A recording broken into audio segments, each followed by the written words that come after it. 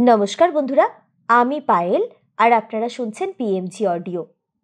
আজ থেকে কয়েকটি পর্বে আমি আপনাদের শোনাবো বিনোদিনী দাসীর লেখা তার নিজের জীবনচরিত আমার কথা। শুনতে আপনাদের কেমন লাগছে নিচে অবশ্যই কমেন্ট করে জানাবেন। আর যেসব বন্ধুরা এখনো সাবস্ক্রাইব করেননি তাদের যদি নিত্য নতুন স্বাদের বাংলা অডিও স্টোরি শুনতে ভালো লাগে তাহলে অবশ্যই সাবস্ক্রাইব করুন পিএমজি অডিও। আর আপনাদের ভালো লাগার গল্পগুলো শেয়ার করে নিন পরিচিত বন্ধুবান্ধব বা আত্মীয় স্বজনের সঙ্গে যারা আপনার মতোই বাংলা অডিও স্টোরি শুনতে ভালোবাসেন।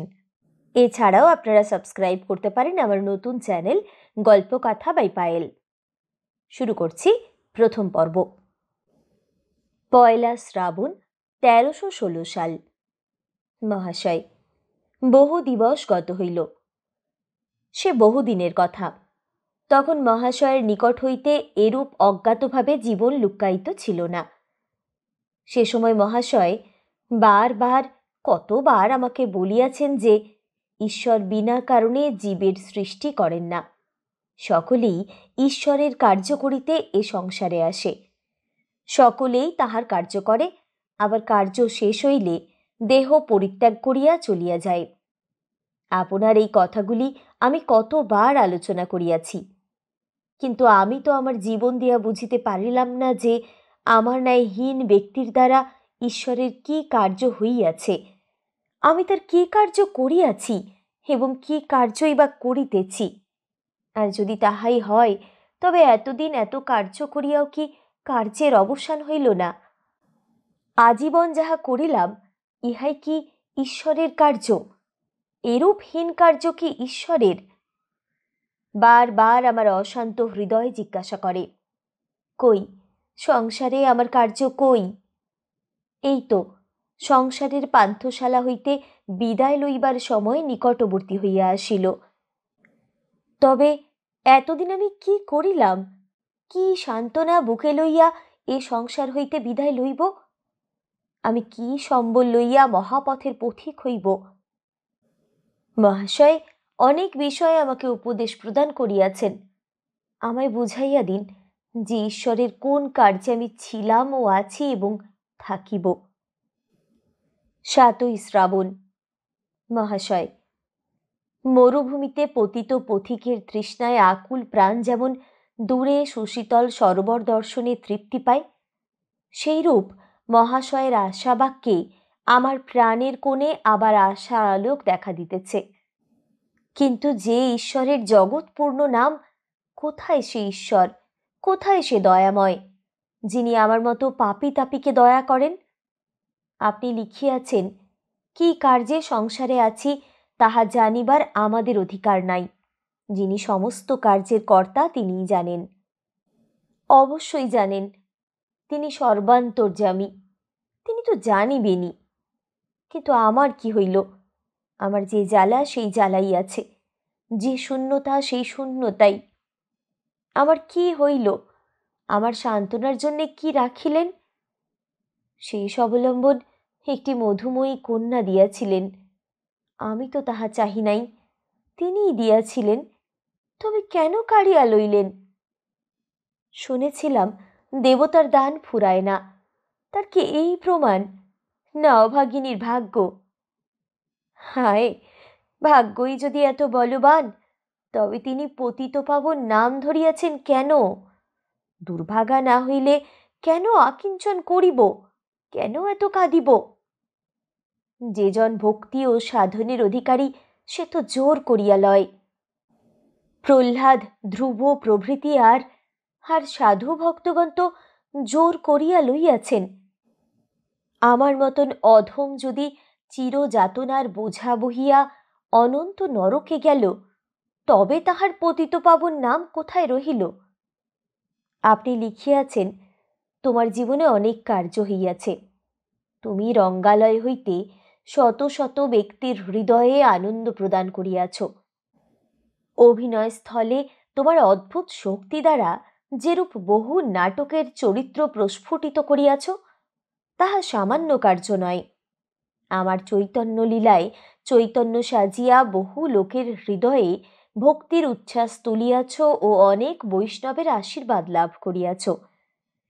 সামান্য ভাগ্যে কেহ এরূপ কার্যের অধিকারী হয় না। যে সকল চরিত্র অভিনয় করিয়া তুমি প্রস্ফুটিত করিয়াছিলে, সে সকল চরিত্র গভীর ধ্যান ব্যতীত উপলব্ধি করা যায় না। যদিচ তাহার ফল অদ্যাবধি দেখিতে পাও নাই, সে তোমার দোষে নয়, অবস্থায় পড়িয়া, এবং তোমার অনুতাপের দ্বারা প্রকাশ পাইতেছে যে অচিরে সেই ফলের অধিকারী হইবে। মহাশয় বলিতেছেন, দর্শকের মনোরঞ্জন করিয়াছি। দর্শক কি আমার অন্তর দেখিতে পাইতেন? কৃষ্ণ নাম করিবার সুবিধা পাইয়া কার্যকালে অন্তরে বাহিরে কত আকুল প্রাণে ডাকিয়াছিলাম। দর্শক কি তাহা দেখিয়াছেন? তবে কেন একমাত্র আশার প্রদীপ নিভিয়া যাইল? আর অনুতাপ, সমস্ত জীবনই তো অনুতাপে গেল। পদে পদে তো অনুতপ্ত হইয়াছি। জীবন যদি সংশোধন করিবার উপায় থাকিত, তাহা হইলে অনুতাপের ফল হইতেও বুঝিতে পারিতাম। কিন্তু অনুতাপের কি ফল ফলিয়াছে? এখনো তো স্রোতে মগ্ন তৃণপ্রায় ভাসিয়া যাইতেছি। তবে আপনি কাহাকে অনুতাপ বলেন জানি না। এই যে হৃদয় জোড়া যাতনার বোঝা লইয়া তার বিশ্বব্যাপী দরজায় পড়িয়া আছি, কেন দয়া পাই না? আর ডাকিব না, আর কাঁদিব না বলেও যে হা কৃষ্ণ করিয়া হৃদয়ের নিভৃত কোণ হইতে যাহাকে ডাকিতেছি, কোথায় সে হরি? বাল্যকাল হইতে কত সাধ, কত বাসনা, কত সরল সৎ প্রবৃত্তি কালের কোলে ডুবিয়া গিয়াছে। কেমন করিয়া বলিব? কৃষ্ণ নাম স্মরণ করিয়া জগৎ সুন্দর জগদীশ্বরের দিকে যে বাসনা সৎ পথে ছুটিতে চাহিত, তখনই মোহজালে জড়িত মন তাহাকে চোরাবালির মোহে ডুবাইয়া দিয়াছে। যখন জোর করিয়া উঠিতে আগ্রহ হইত, কিন্তু চোরাবালিতে পড়িয়া ডুবিয়া গিয়া জোর করিয়া উঠিতে গেলে যেমন বালির বোঝা সব চারিদিক হইতে আরো উপরে আসিয়া পড়িয়া তাহাকে পাতালে ডুবাইয়া দেয়, আমার দুর্বল বাসনাকেও তেমনি মোহ ঘোর আসিয়া চাপিয়া ধরিয়াছে। বলহীন বাসনা আশ্রয় পায় নাই, ডুবিয়া গিয়াছে। চোরা বালিতে পড়িয়া পুঁতে যাওয়ার ন্যায় ছটফট করিতে করিতে ডুবিয়াছে। কিন্তু এখন তাই আমার ক্ষুদ্র বুঝিতে পারিতেছি যে বাসনা প্রবৃত্তি উপরে ছুটিতে চায়। কে যেন ঘাড় ধরিয়া ডুবাইয়া দেয়, তাহা তো বুঝিতে পারি না। তখন কত কাতরে কাঁদি, তবু ডুবি। শক্তিহীন দুর্বল বলিয়াই ডুবি। বলিতে গেলে অনেক বলিতে হয়। মহাশয়, মনের আবেগে কত কথা আসিয়া পড়িতেছে। যাহার দিকে চাহিয়া যাহাকে বড় আপনার করিয়া, বড়ই অনাথ হইয়া চরণ ধরিয়া আপনার করিতে যাই, তবু দূরে, বহু দূরে পড়িয়া থাকি। অধিক বলিয়া বিরক্ত করিব না, এক্ষণে বিদায় হই। মহাশয়, পূর্বের অবস্থা যাহাই থাকুক, উপস্থিত অবস্থায় কি কার্যে আছি? রুগ্ন অথর্ব, ভবিষ্যৎ আশা শূন্য, দিন যামিনী একভাবেই যাইতেছে। কোনরূপ উৎসাহ নাই। রোগ শোকের তীব্র কষাঘাত নিরুৎসাহের জড়তায় আচ্ছন্ন হইয়া অপরিবর্তিত স্রোত চলিতেছে। আহার, নিদ্রা ও দুশ্চিন্তা প্রতিদিনের ছবি একদিনে পাওয়া যায়। আজ এক রূপ, কাল অন্য রূপ, কোনোই পরিবর্তন নাই।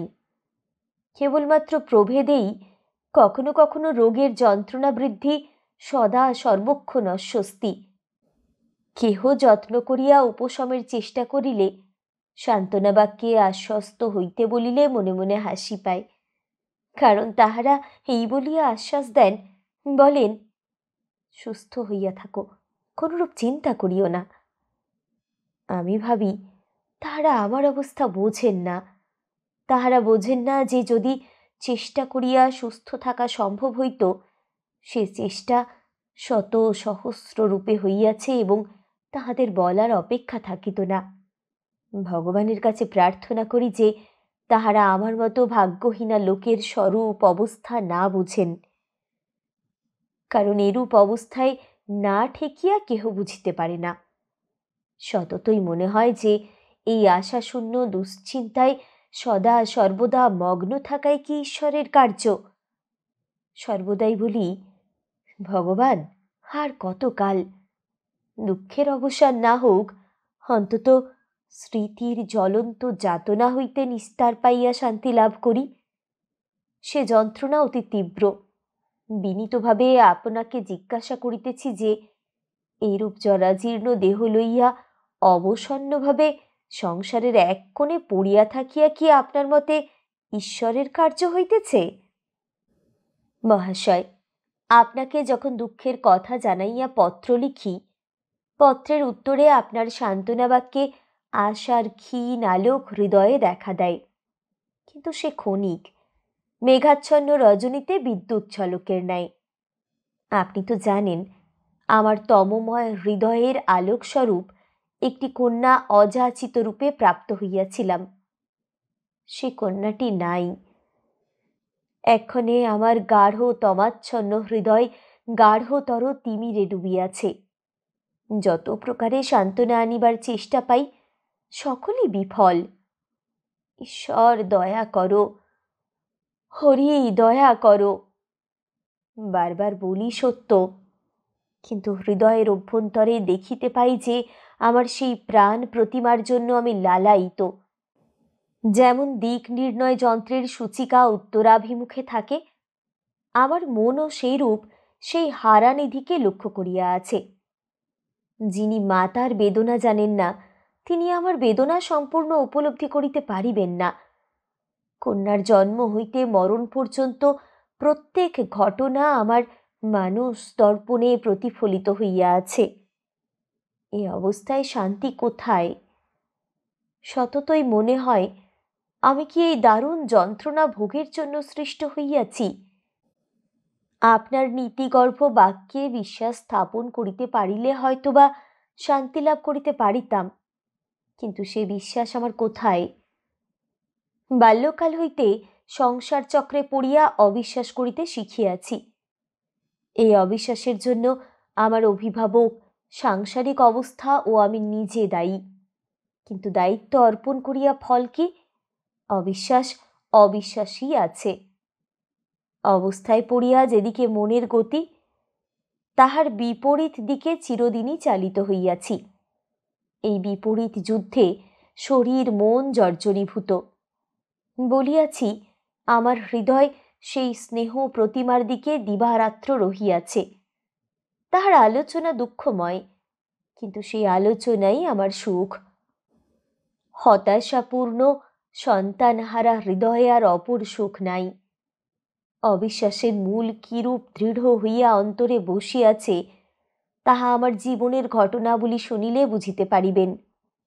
আপনি বলেন, আমার আজীবন বৃত্তান্ত শুনিলে আমি যে ঈশ্বরের কার্যে সৃষ্ট হইয়াছি তাহা বুঝাইয়া দিবেন। আমিও আমার আদ্যোপান্ত ঘটনাগুলি বিবৃত করিব। যদি কৃপা করিয়া শুনেন, বুঝিতে পারিবেন অবিশ্বাস কিরূপে দৃঢ়ীভূত হইয়াছে এবং তাহার উচ্ছেদ অসম্ভব। শান্তির মূল বিশ্বাস। হয়তো বুঝিতে পারি, কিন্তু সেই বিশ্বাস কোথায়? আমার প্রতি আপনার অশেষ স্নেহ, এই নিমিত্ত সাহস করিয়া আদ্যোপান্ত বলিতেছি, কৃপা করিয়া শুনুন। শুনিতে শুনিতে যদি বিরক্তি জন্মায়, পত্র ছিঁড়িয়া ফেলিবেন। শুনিবেন কি? মহাশয়, আপনি যে আমার ক্ষুদ্র জীবনী শুনিতে ইচ্ছা করিয়াছেন, ইহা আমার পক্ষে সামান্য শ্লাঘার বিষয় নয়। আদ্যোপান্ত বর্ণনা করিতেছি, দয়া করিয়া শুনিলে কৃতার্থ হইব এবং আপনার ন্যায় মহৎ লোকের নিকট হৃদয়ের বোঝা নামাইয়া এ দুর্বিষহ হৃদয়ভার কতকটা লাঘব করিব।